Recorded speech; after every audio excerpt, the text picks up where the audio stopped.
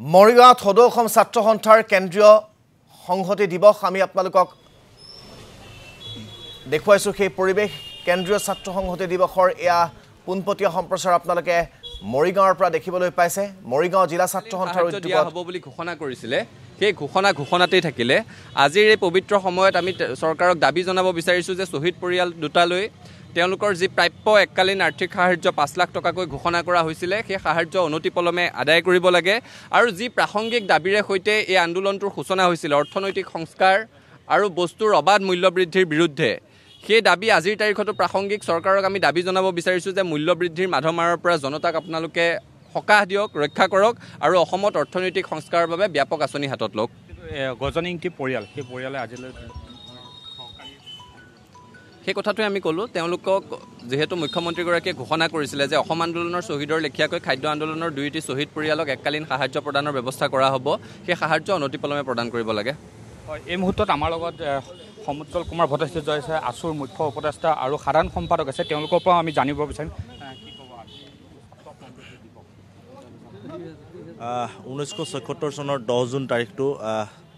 সেই দিনটোতে আসলতে দুগৰাকীকৈ শ্বহীদ হৈছিল খাদ্য আন্দোলন আৰু অৰ্থনৈতিক আন্দোলনৰ নামত গজেন ইংতি আৰু পুতুল শইকীয়া আৰু সেই দিনটোৰ পৰা আমি সদৌ অসম ছাত্ৰ সন্থাই ছাত্ৰ ছাত্ৰীসকলৰ মাজত চৰকাৰে কৰা দমন আৰু নীতিক উফৰাবৰ কাৰণে ঐক্যবদ্ধ হৈ থাকিবৰ কাৰণে আমি ছাত্ৰ সংহতি দিৱস হিচাপে পালন কৰি আহিছোঁ আৰু আজি 50 বছৰে সেই ঐতিহাসিক আন্দোলনটোৱে 50 বছৰ গৰকিছে সদৌ মৰিগাঁও জিলা ছাত্ৰ সন্থাৰ উদ্যোগত ভুৰবন্ধা আঞ্চলিক ছাত্ৰ সন্থাৰ সহযোগত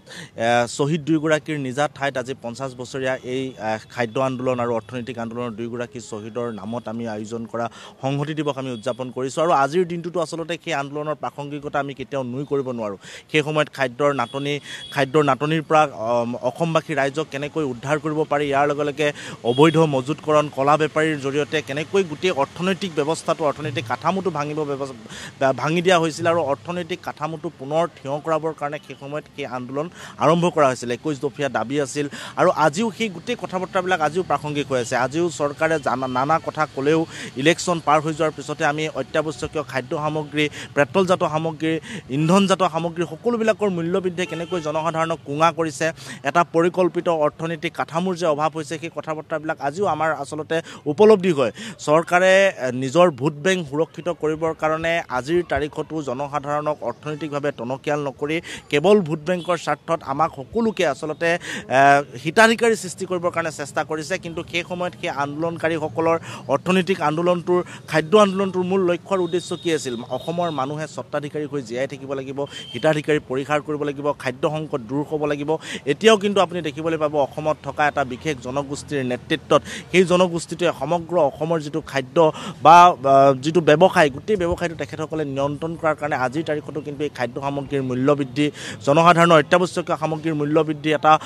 পৰিকল্পিত অৰ্থনৈতিক ব্যৱস্থাৰ অভাৱে আচলতে অসমৰ মানুহক এতিয়াও কুঙা কৰি ৰাখিছে গতিকে এই চিন্তা এই কথা বতৰাবিলাক বৰ্তমান সাম্প্ৰতিক সময়ত আলোচনা কৰিবৰ কাৰণে আমাৰ উঠি অহা প্ৰজন্মই জানিবৰ কাৰণে আমাৰ অৰ্থনৈতিক ব্যৱস্থাটো কেনেকৈ আগবাঢ়ি যাব সেই সময়ত খাদ্য আন্দোলনৰ অৰ্থনৈতিক আন্দোলন আজিৰ তাৰিখতো যে কেনেকৈ প্ৰাসংগিক হৈ আছে এই কথা বতৰাবিলাক আলোচনা কৰিবৰ কাৰণে আজি আমি মুকলি সভা অনুষ্ঠিত কৰিম গতিকে আমি সকলোৰে সহায় সহযোগিতা আমি কামনা কৰিছোঁ আৰু এই পবিত্ৰ ক্ষণত দুয়োগৰাকী আমি শ্বহীদক শ্ৰদ্ধাৰে সোঁৱৰিছোঁ আৰু সমগ্ৰ অসমৰ প্ৰতিটো চুকে কোণে আজি 50 বছৰীয়া ছাত্ৰ সংহতি দিৱস দুয়োগৰাকী শ্বহীদৰ নামত আজি আয়োজন কৰা হৈছে আৰু উঠি অহা প্ৰজন্মৰ মাজত তেখেতসকলৰ পথেৰে যাতে আমি আগবাঢ়ি যাব পাৰোঁ তাৰ কাৰণে চেষ্টা কৰা হৈছে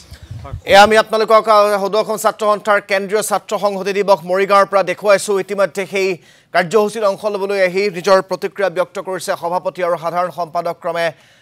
উৎপল শৰ্মা আৰু শংকৰজ্যোতি বৰুৱাই মুখ্য উপদেষ্টা সমুজ্জ্বল কুমাৰ ভট্টাচাৰ্যকে প্ৰমুখ্য কৰি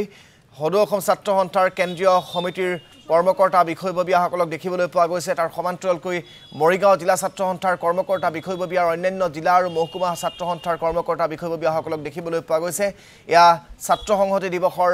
মূল কাৰ্যসূচীৰ পৰিৱেশ আমি আপোনালোকক পোনপটীয়াকৈ টেলিভিছন স্ক্ৰীণত দেখুৱাইছোঁ